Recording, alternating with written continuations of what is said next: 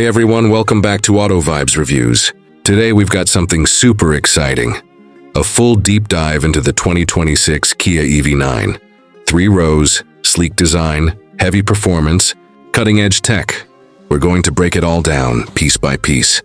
So stick around because by the end I'll tell you whether it's worth your attention or not. Let's kick this off. Picture this, you pull up in the front of the 2026 EV9. That nose is bold. Kia's signature digital tiger face design is alive and well. Sharp LED daytime running lights. A grille-like pattern that's actually aerodynamic. Slim headlights that give a futuristic edge. The bumper is clean but aggressive where needed. On higher trims, they've added gloss black accents, bigger air intakes, and some blacked-out elements, especially with the Nightfall edition, which gives that stealthy premium look. Moving to the side, the EV9 stretches out in a way that feels luxurious but still purposeful. You get long wheelbases, big wheels, up to 21-inch depending on trim. Sharp creases and strong character lines that don't just look good. They help break the bulk visually. Doors are flush, handles nicely integrated. On trims like Nightfall or GT, you'll spot gloss black trim around the windows. Black badges, darkened wheel arches, all adding to a sporty, imposing posture. Third-row windows are generous, and the profile almost hints at crossover meets SUV meets something you want to be seen in. From the rear, there's a continuity of the lighting theme.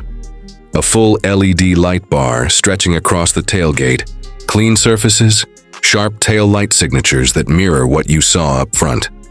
Bumper is sculpted, maybe a diffuser look on sportier versions. Badging is subtle but premium. The liftgate is wide so loading and unloading is smooth. And overall, the rear doesn't feel cluttered, which is impressive for a 3-row EV. Slide inside, and that's where Kia has really put in work. Spacious is an understatement. Up front, the seats are comfy with available heating, ventilation, and in higher trims, massage functions. Quiet cabin thanks to sound-insulating glass and materials. Trim-specific upholstery and finishes elevate the luxury feel. The dashboard is modern.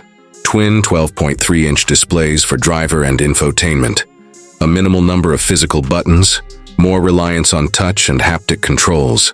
Ambient lighting, premium audio, a 14-speaker Meridian system is available.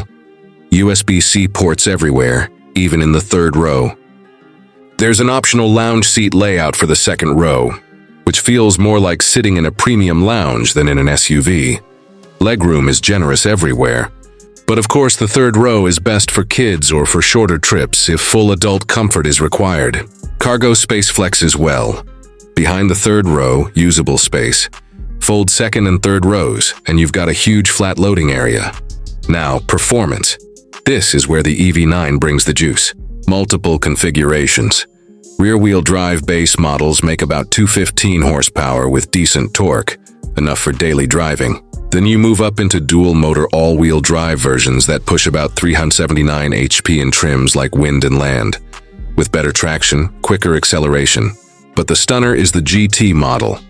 Kia claims 501 HP, with adaptive suspension, bigger brakes, and an electronic limited slip differential. Acceleration in that GT is projected 0-60 mph in roughly 4.3 seconds. Even the Nightfall edition has a boost mode boosting torque significantly, so even without the full GT, you get sporty legs. Range depends on trim and battery, up to 304 miles for the long-range rear-drive version. AWD trims drop a bit, somewhere around 270-280 miles in many cases. Fast charging is solid. DC fast charging rates up to 230 kW. Meaning you can get from 10 to 80% in a relatively quick time. Maybe 20-30 minutes depending on charger. Okay, price. This is always the deal breaker. In the USA, base trims start somewhere under $60,000, and LT or land trims push into the $70,000 plus territory. The Nightfall edition adds visual and feature extras, 20-inch gloss black wheels, black badging, special interior trims, for a premium. The GT, with its performance hardware, will cost more. Also, there's the benefit of the full federal EV tax credit in the US, if things are set up right. International pricing will vary. Import duties, EV incentives, local taxes. So in places like Europe, Asia, or Pakistan, expect higher sticker price. But value for what you get, tech, space, performance is strong.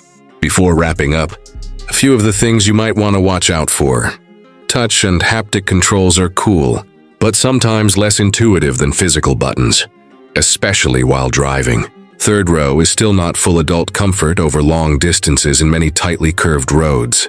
And when you go for the performance trims, range drops, so you trade some efficiency for speed. If you ask me, the 2026 Kia EV9 is one of those rare EVs that manages to combine family utility, luxury touches, tech, and serious performance in one package. If you need 3 rows, want modern design inside and out, and don't mind paying for extras, this could be your ride. Thanks for watching AutoVibe Reviews. If you liked this breakdown, hit like, subscribe, ring the bell so you don't miss what's next. Drop a comment. What trim would you pick? Base, Nightfall, or full GT? See you in the next one.